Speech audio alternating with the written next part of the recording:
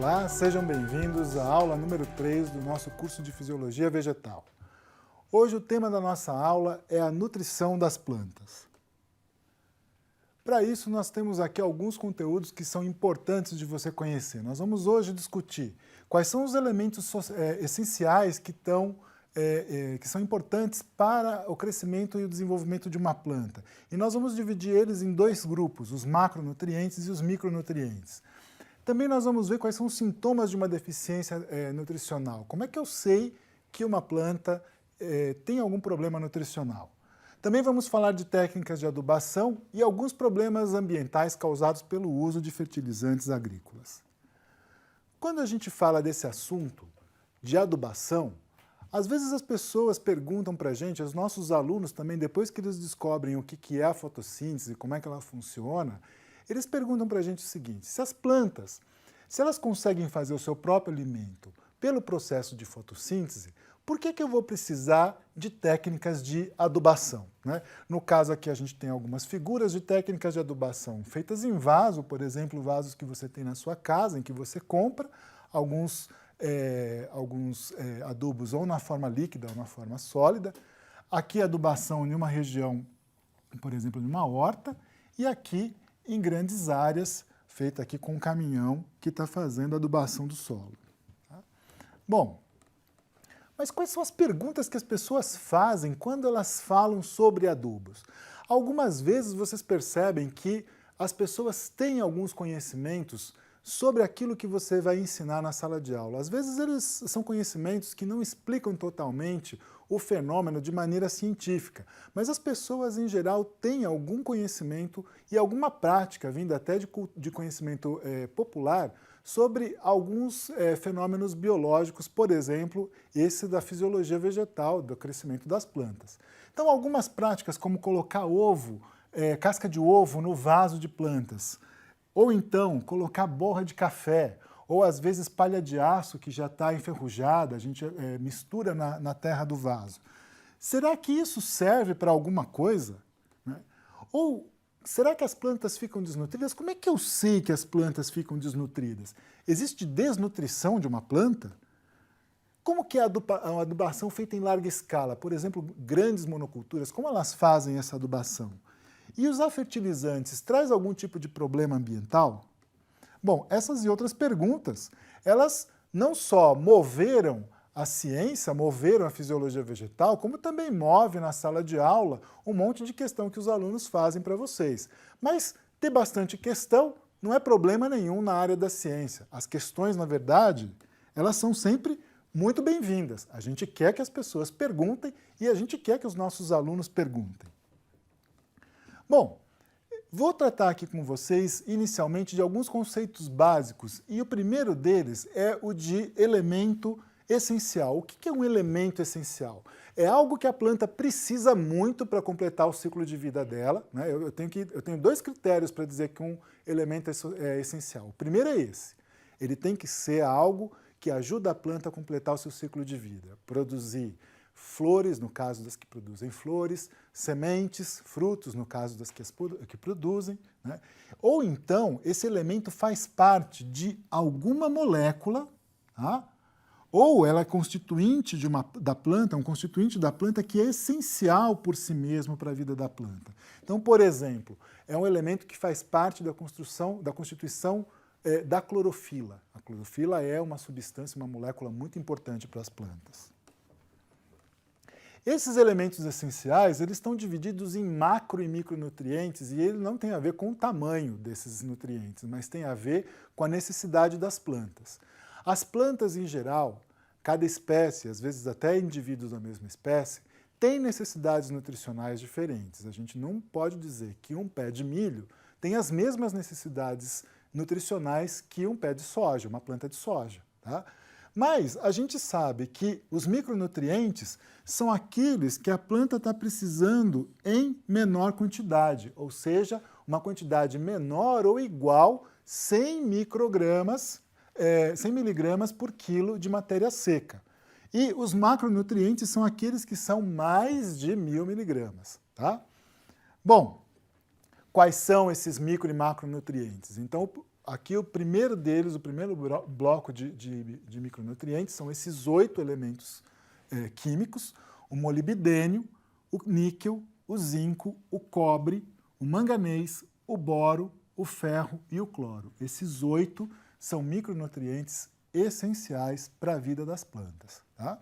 Aqui ao lado eu tenho o símbolo químico de cada um desses elementos.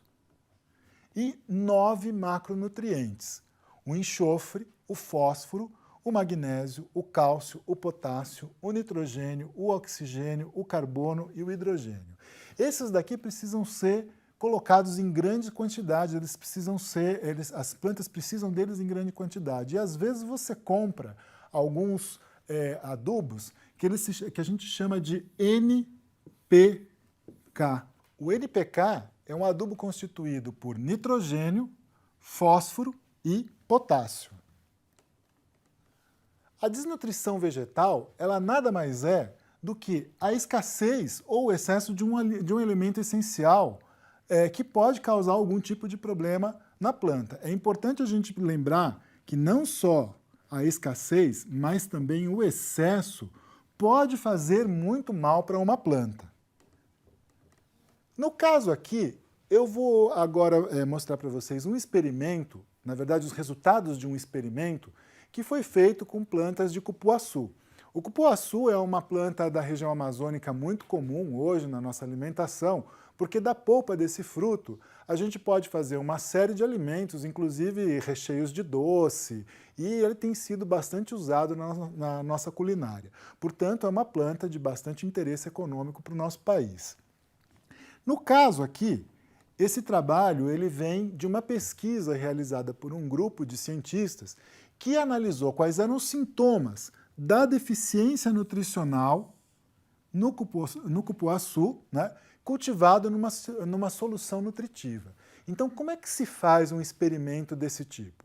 Eu pego uma planta de cupuaçu e cultivo ela com uma solução que tem todos os elementos necessários, nas quantidades para essa planta.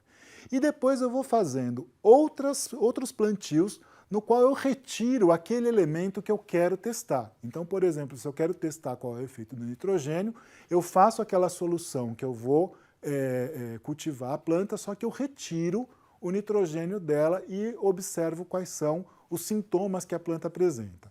No caso agora, eu vou mostrar para vocês o resultado de apenas um órgão da planta, que é a folha. O que aconteceu com a folha do cupuaçu quando foi retirado um elemento essencial dela. Então, no caso aqui, é o resultado que vem da desnutrição dos macronutrientes. Esta primeira folha aqui, ó, é a folha controle, né? O controle o que é? É aquele material que recebeu todos os nutrientes necessários para o desenvolvimento da planta. Então, essa é a aparência de uma folha sadia.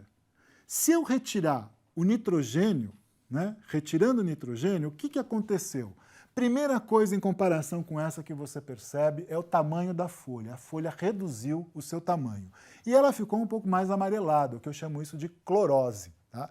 Veja, em termos de produção, isso é um negócio muito complicado, porque se a planta perde clorofila e diminui a sua área superficial, isso significa que a taxa de fotossíntese nessa planta vai ser menor, o que vai acarretar problemas de desenvolvimento nela.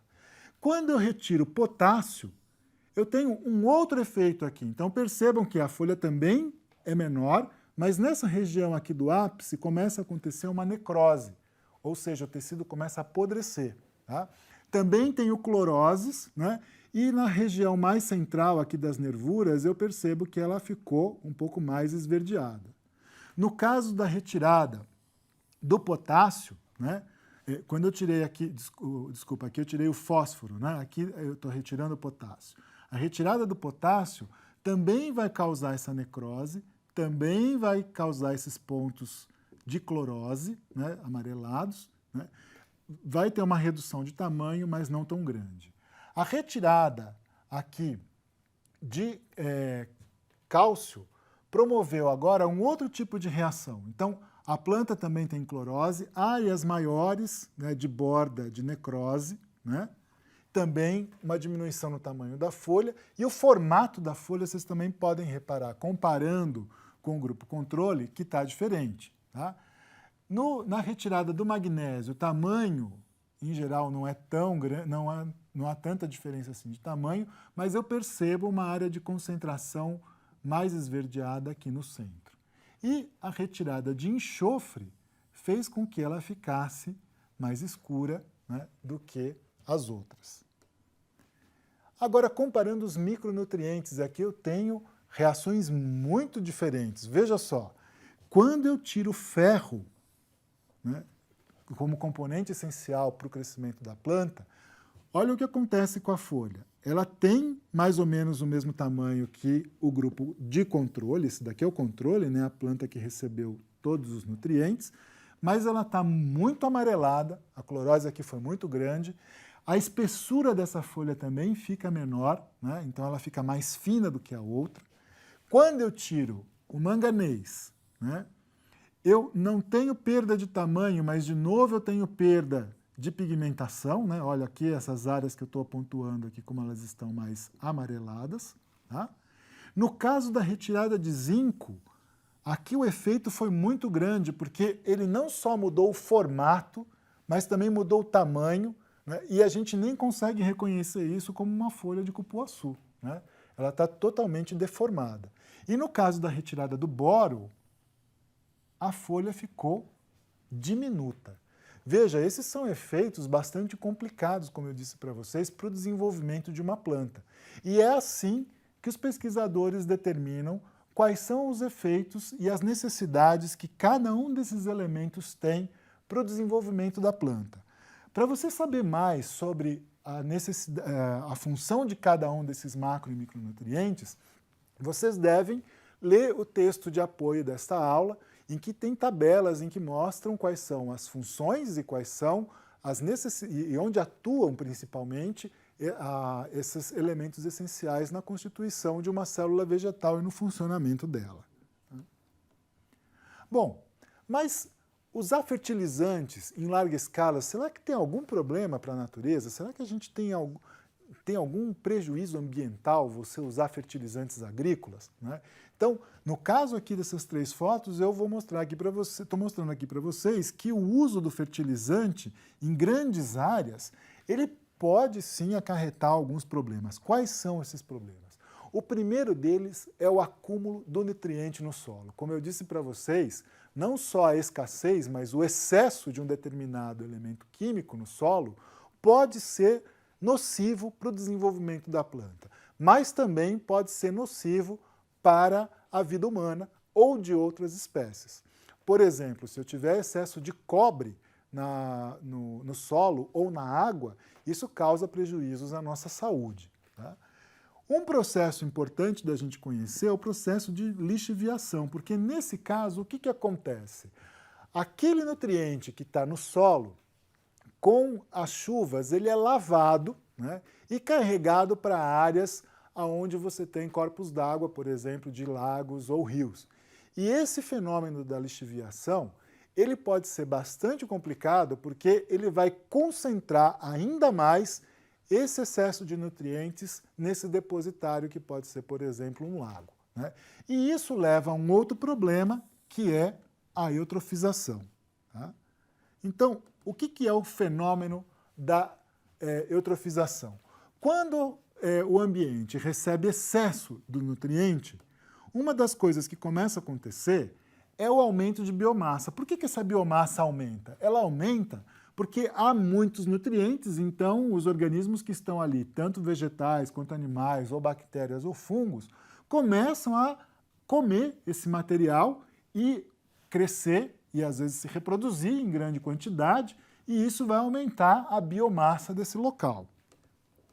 Depois, com o aumento da biomassa, eu reduzo a aeração que tem nesse local. Né? A quantidade de gases dissolvidos, principalmente oxigênio, começa a diminuir, porque quanto mais vida, mais aporte de oxigênio eu vou precisar. Tá? Isso vai levar também a um aumento na morte desses organismos que são mais sensíveis à diminuição do oxigênio e vai criar ali um ambiente que eu vou chamar de um ambiente anaeróbico, ou seja, com pouco oxigênio. E aí é que nós temos um grande problema formado, porque há uma grande mortandade de outras espécies, muitas vezes a quantidade de oxigênio nesses locais, nesses rios, nesses lagos, é muito pequena para a manutenção mínima de vida, né? A biodiversidade diminui muito com essa eutrofização e, às vezes, o crescimento de algumas plantas ou algumas algas impede, inclusive, a passagem de luz para as áreas mais profundas de um lago ou de um rio. Bom, então, na aula de hoje, vocês descobriram por que as plantas precisam de adubo e que a fotossíntese, só a fotossíntese, não é suficiente para que as plantas se desenvolvam e cresçam, né? Mas um dos elementos que é muito importante é o nitrogênio. E na próxima aula, nós vamos discutir melhor qual é a importância do nitrogênio para a agricultura e nós vamos conhecer melhor o trabalho de uma pesquisadora brasileira que foi indicada ao Prêmio Nobel de Química, que é a professora doutora Joana Dobenheim. Até a próxima, nos vemos na próxima aula. Um abraço e até mais.